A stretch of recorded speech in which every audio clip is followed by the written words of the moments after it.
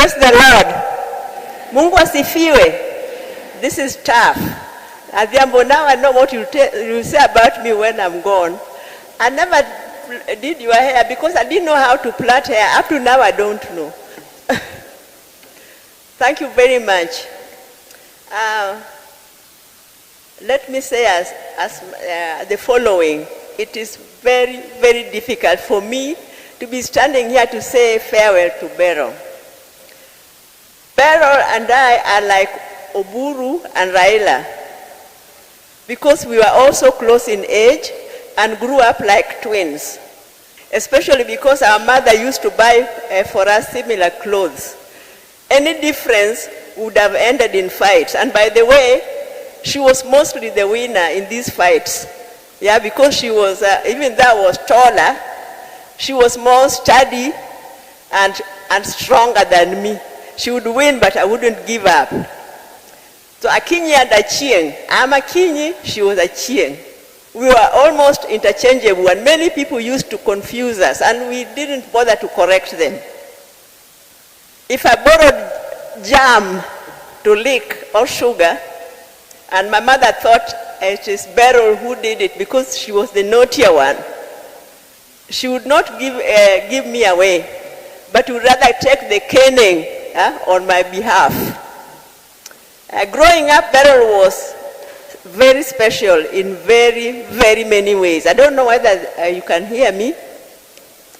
She loved reading, especially novels, a passion that we shared. We would read books from the same authors and then compare notes. She also loved singing and would listen to a song only once. And after that, she would be able to sing that song from the beginning to the end. Beryl could dance.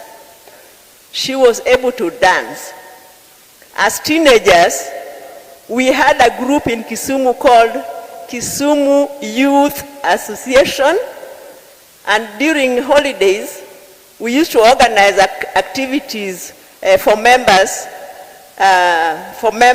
So at one time, we organized a soul dance competition. And Beryl was dancing with Boniface Adoyo as her partner, dancing partner. Boniface Adoyo later in life rose to become a bishop and head of the Evangelical Alliance of Kenya. The two of them won. The two of them won that competition. I also took part, but I got no number. Those days, the three universities, Nairobi, Makerere, and the University of Dar es Salaam, were under one umbrella, known as University of East Africa.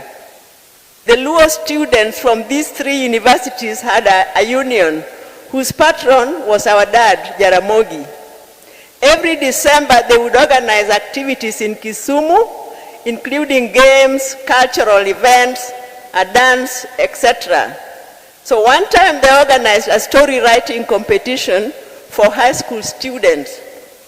One was expected to create a story, write it, and then submit it for assessment by panelists who would then determine the winning story. Beryl's story won, and she got a prize.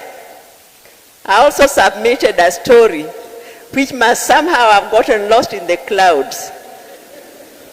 I do believe those people were discriminatory to me.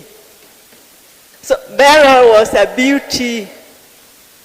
She joined Kenya High School in Form 5. At the time, I was already in my 6th form at the same school. Before she joined, I was passable in terms of looks. But when she joined, I was quickly relegated to the corner of average girls. She became one of the most beautiful and popular girls in the school. I couldn't help being jealous, even though as much as I loved and was very, very fond of her, and also proud of her. One time, she was walking along the streets of Nairobi when she was approached by some journalists from a monthly magazine called Drum, which used to have pictures of beautiful girls on their cover.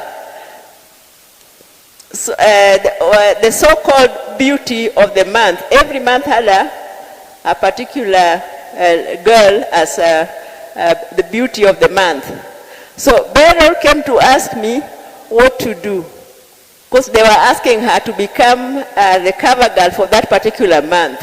And they just saw her walking along the streets of Nairobi, can you imagine? And because it was so beautiful, she attracted them and they will approach her. And she came to ask me what to do. And at first, I encouraged her. I was telling her, you go for it. But then as we were talking, we remembered the kind of hysteria my father would have if he were to see that his daughter was on the cover of a magazine.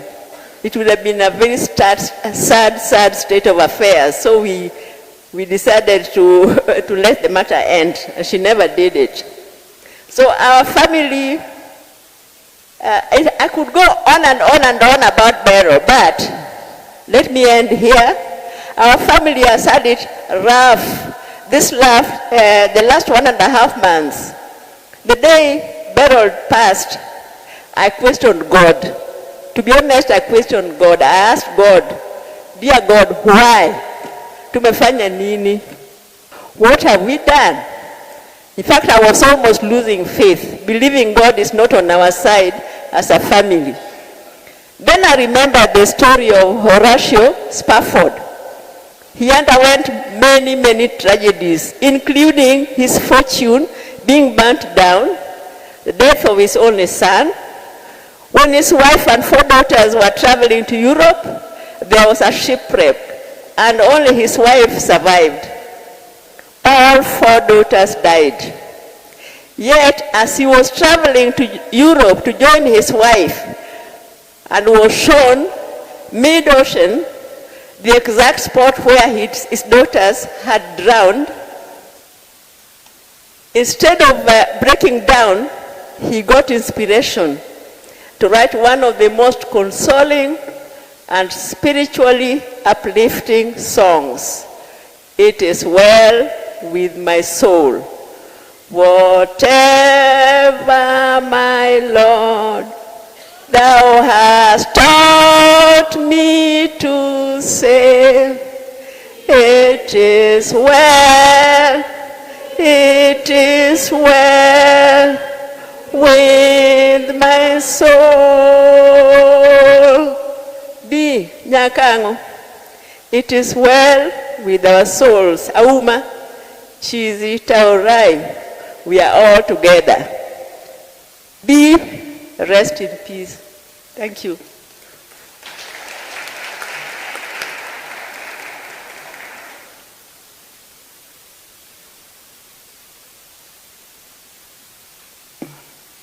As we are closing our tributes in the family, we have our youth leader. Our youth leader is present. You know, I come from Siaya County, and if you make the mistake of not addressing him as youth leader, then shasa shauri yako sasa. Kindly welcome Senator Dr. Uhuru.